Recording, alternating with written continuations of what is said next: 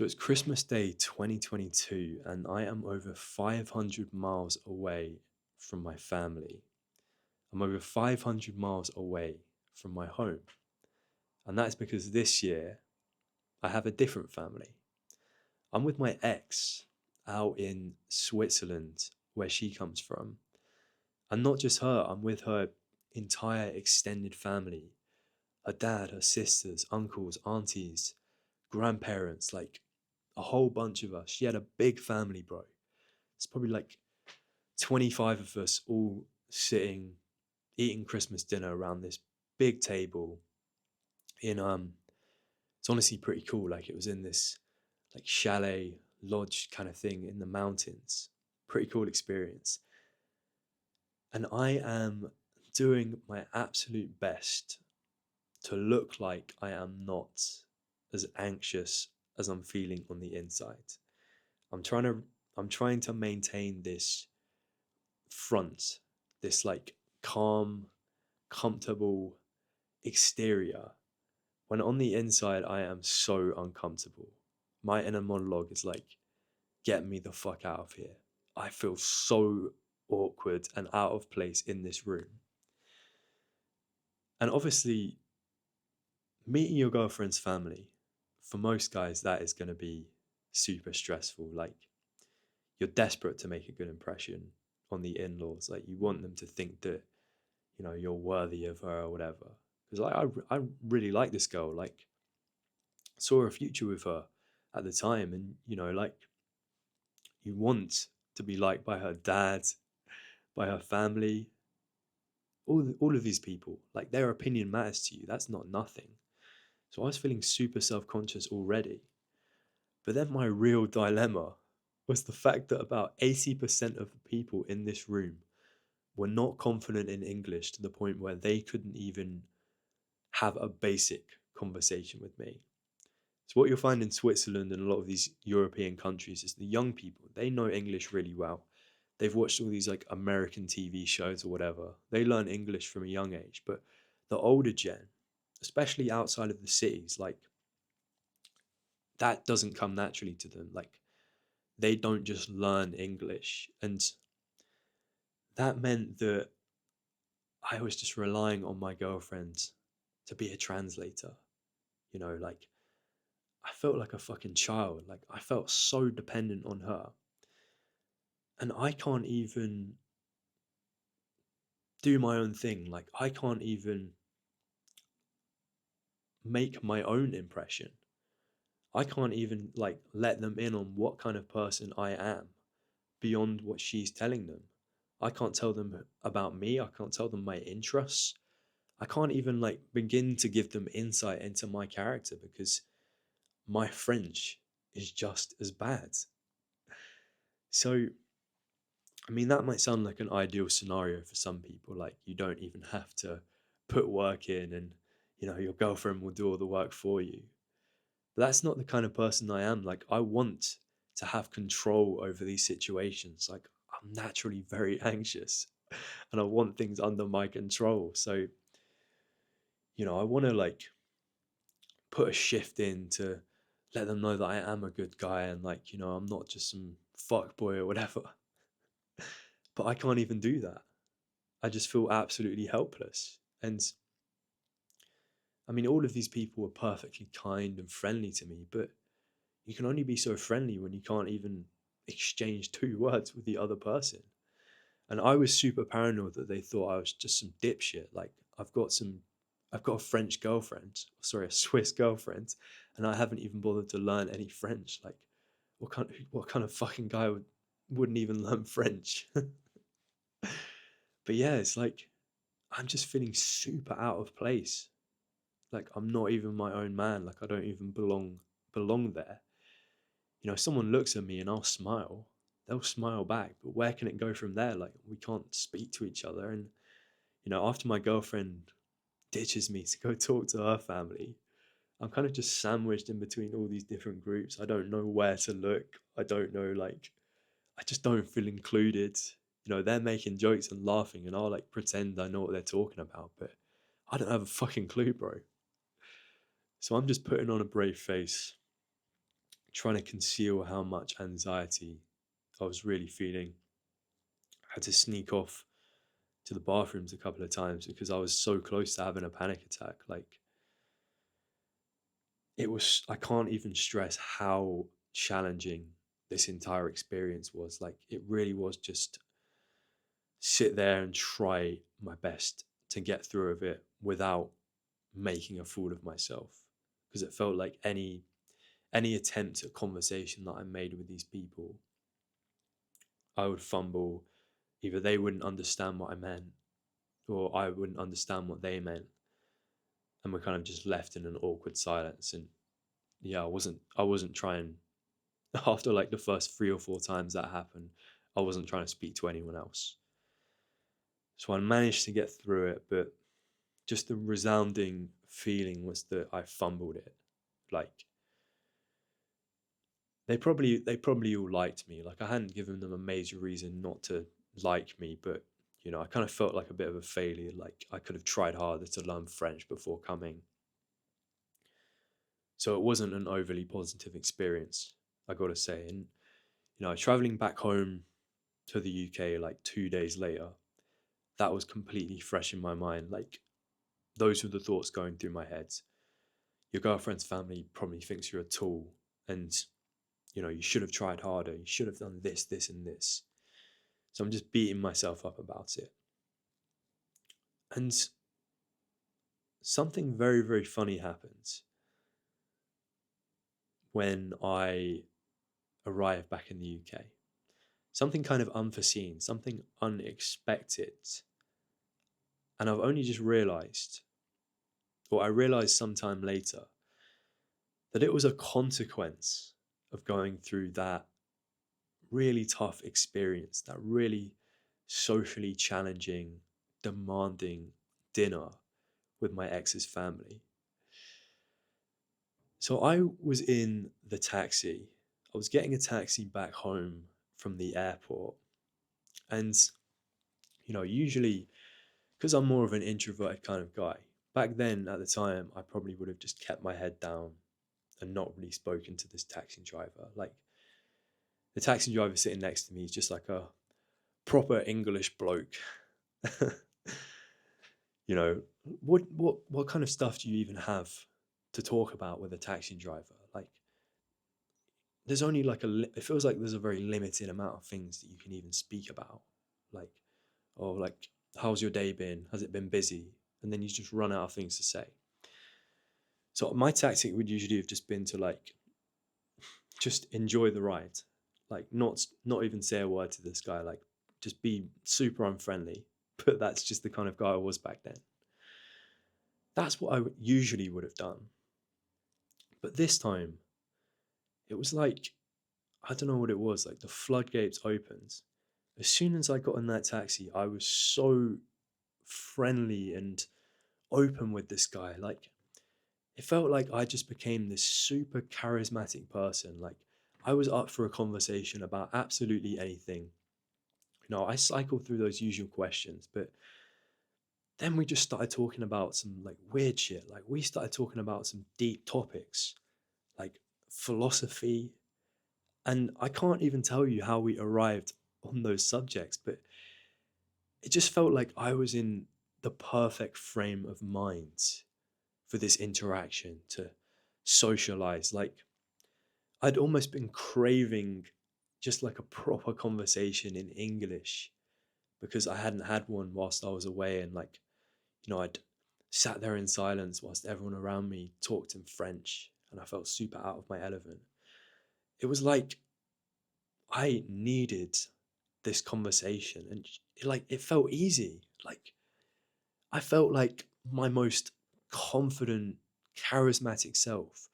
Whereas before, like, I might be like a little bit self-conscious sitting in that taxi. Like, I'm keeping my head down, like kind of aware of the fact that I'm a bit unfriendly for not talking to this guy, but also not really wanting to make the effort.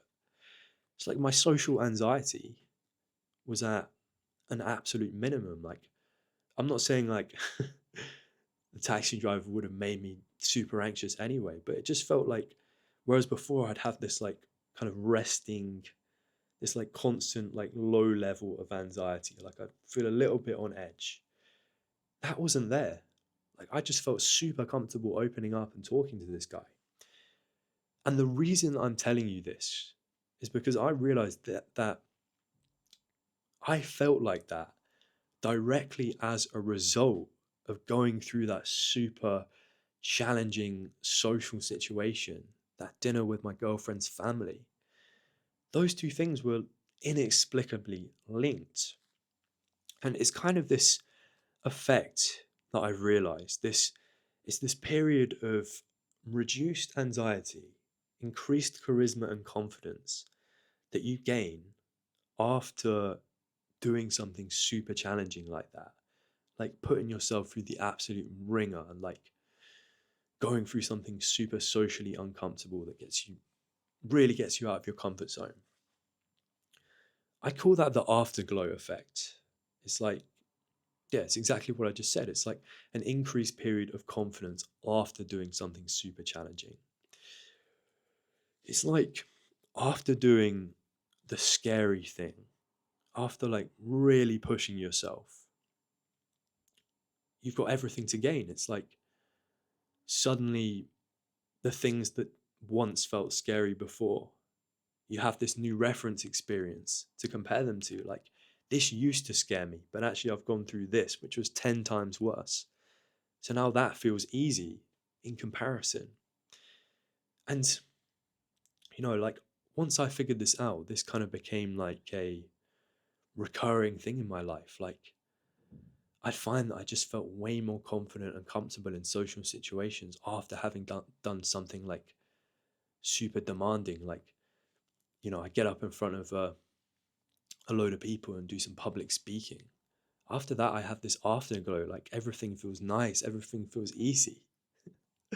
And there is some kind of scientific basis to this. Like your baseline level of discomfort goes up after doing hard things in general, like not just social situations, but just like anything that you thought you were incapable of. If you manage to pull it off, you're going to feel a million times more confident in your own abilities.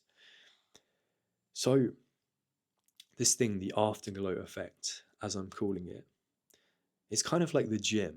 So, imagine that, you're at the gym, you're doing weight training, and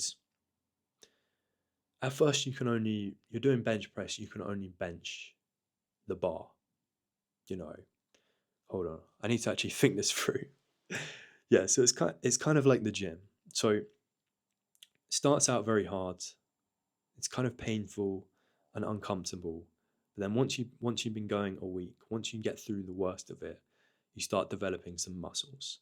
And then when you come back to the same weight the next week, it's easy. Like it's light work for you. It feels fine. And then like you're on to the next challenge.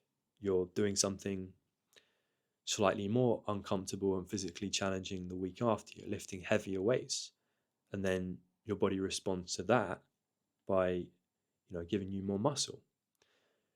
But you're only able to maintain that muscle, that baseline level, which has increased as long as you stay consistent. It doesn't last forever. Like if you stop going to the gym for a month, you will lose muscle and you will lose that progress that you have built up. So you've got to think about the afterglow as the same. Like it will probably only last like about 3 or 4 days, maybe even less than that. Like the day after doing the challenging thing, that is when you'll feel your most confident. But, you know, it doesn't last forever.